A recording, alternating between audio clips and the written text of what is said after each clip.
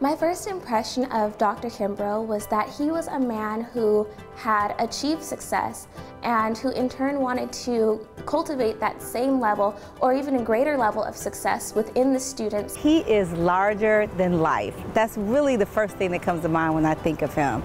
He comes in the room and he just lights the room up. He engages everyone. His voice is so large and booming, you have to stop and take note.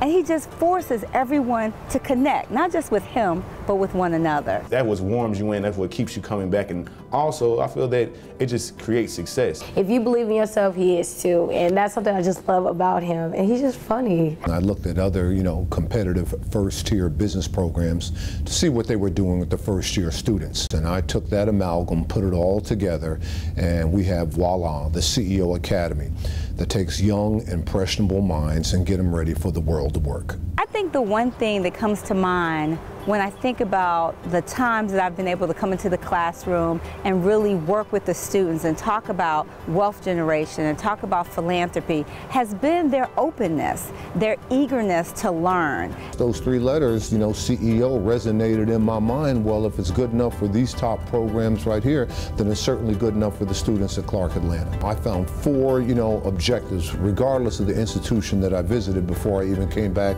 and set the first brick in stone to CEO Academy. I mean, they teach the kids, number one, to dream big dreams, develop a passion, a dream, something that they desperately wanted to accomplish in life. Number two, they teach the students to be inner-directed versus outer-directed.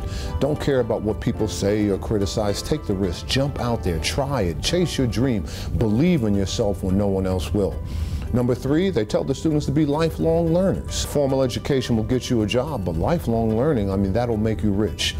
And number four, they tell their students, don't worry about failing. We've heard it many times. What is persistence? Persistence is a level of belief that you have in yourself.